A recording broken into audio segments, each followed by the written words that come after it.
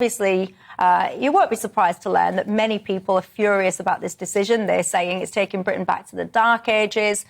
Some people are saying perhaps we're even open, Daniel, because people are imagining legal challenges to it and all kinds. What's your position?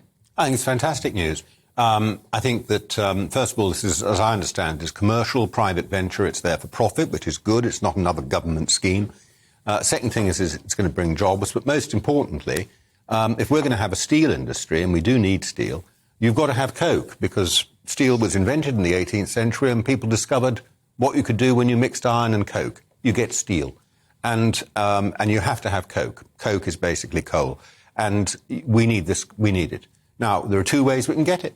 We can mine our own abundant coal, which is of very high quality, and we can use it to make steel, or we can import it. And we will be doing one or the other. That is the steel-making industry in Britain, what's left of it, can be supported by coke from this mine. Well, no, because at least two of the steel creators here have said that they're not going to use this coking coal. That is a tough one for my accent. And actually, it's estimated that about 83% of this stuff will be exported out. Well, that would be fantastic, because that would be a great deal better than what we do at the moment, which is we import the coal. And we need more energy resilience in this country, and this is very, very good news. And as the planning inspector pointed out, it's a great job creator as well. So I think we should be entirely behind it. And as for the people, can I just make this comment before Kevin comes on? Kevin is a moderate, sensible, sounding figure, but behind him... Well, he forgets to put his own socks on. He does forget. Carry on. I like this, Daniel. Carry on. He does forget to put his socks on, but behind him there are all these hysterical people crying about crimes against humanity and stuff like that, as if we're murdering people on the beaches. It is not the intention of net zero that we should never create any carbon. We will be using carbon even beyond 2050, even if net zero is totally achieved, because the offset is net zero. Net zero will be offset through carbon capture and other means. So the idea that we're going to be a completely carbon-free economy has never been built into this. There will always be some need for carbon-based materials, and this is one of them, where you simply cannot make steel without coke, and coke is a form of coal. Kevin?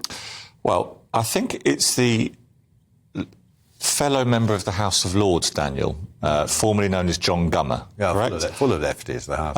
Well, he's a Conservative member of the House of Lords. Hang on, Conservative member of the House of Lords, you're calling him a lefty. Yeah. Chairman of the Climate Change Committee.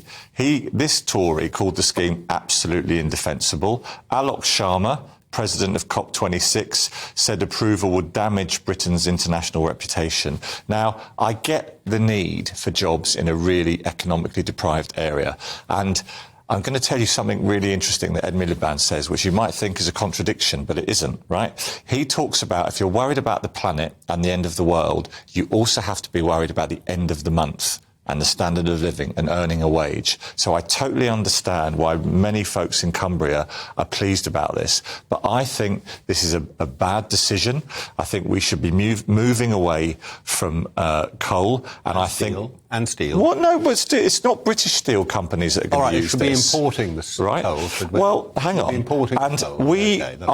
I think it's a very I think it's a really backward step for our country to be approving basically a dirty technology, right? But I understand the people who are excited about the jobs. Fine, clean, high-quality anthracite. But it's not. It's going to emit loads of carbon emissions. Not this filthy old lignite we'd be why do we never talk as much as we need to on this channel about the state of the planet and the quality of our air and climate change? But we talk about it and we just go, oh, it's just... huge improvement. No, Look at the improvements over the last 70 years. Hang on. Too often it's talked about as if it's whinging liberal lefties making up that there's a problem. It usually is. Now, I agree, language crimes against humanity is intemperate, right? I wouldn't phrase it like that. But our planet is really in danger.